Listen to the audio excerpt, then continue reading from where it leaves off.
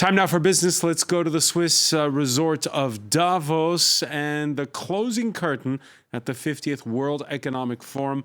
France 24 business editor Stephen Carroll is there. Stephen, one of the big stars, besides Donald Trump, of course, was Greta Thunberg, the teenage Swedish activist. Did her message get through to the Davos elite? Well, she actually answered that question herself this afternoon in Davos, and she said that our demands were completely ignored, but we expected nothing less. Her demand being that they would divest completely from fossil fuels.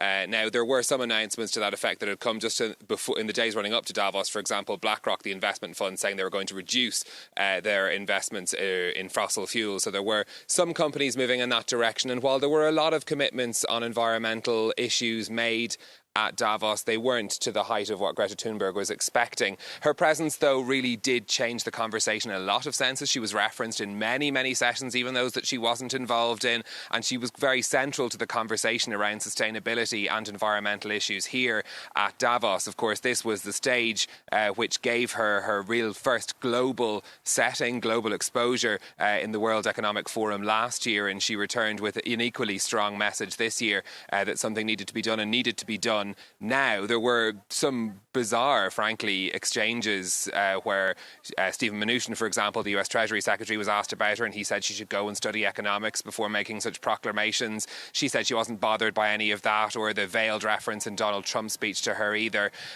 She did stage one of her Friday climate strikes here in Davos. That's pretty unusual. This village, this town, is under pretty heavy police presence. Demonstrations aren't normally allowed, and the fact that she was able to hold that is a significant moment, even though many people said there were as many journalists as attendees, around 50 people taking part in the protest, not usually seen on the streets of Davos during this event. So certainly she did have an influence on the conversation, and we did see environmental issues come up really across the board. A panel discussion with Christine Lagarde, the head of the ECB, and Stephen Mnuchin today, the two clashing over whether or not the risk from climate should be priced into business and risk models and therefore affecting business models in that way. They disagreed on that point. Christine Lagarde thought it should. Stephen Mnuchin thought that it shouldn't, because he says that technology will catch up. So Greta Thunberg central to that main conversation here in Davos on the issue of the environment.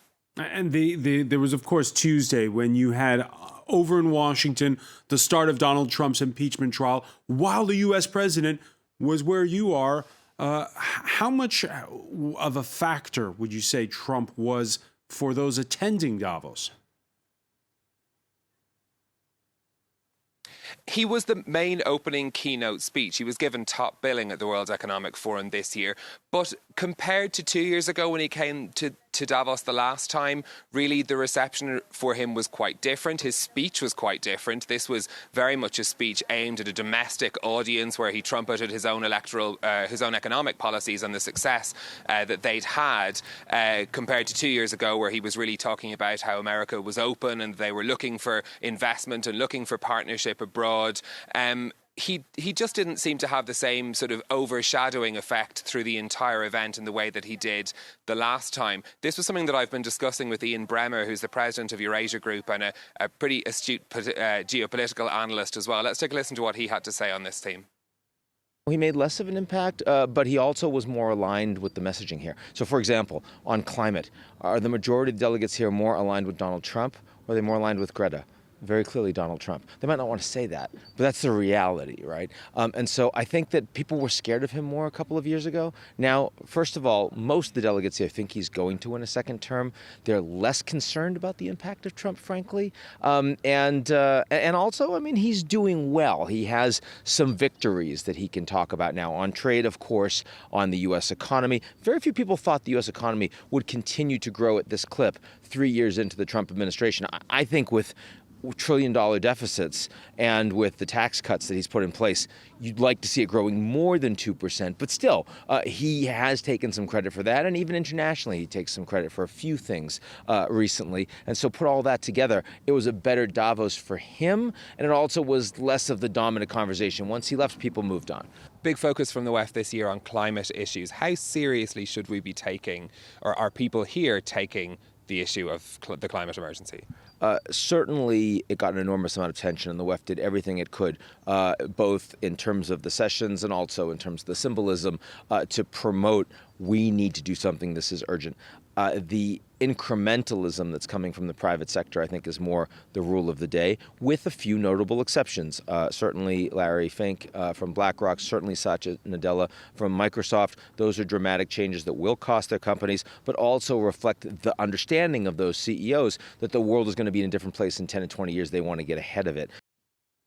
Hey, Stephen, later in the world this week, we're going to be asking our Friday panel of journalists if France caved to the United States by declaring it was suspending its digital tax while negotiations continue. It's something you focused on in a special edition of the debate on Thursday. Where's it going?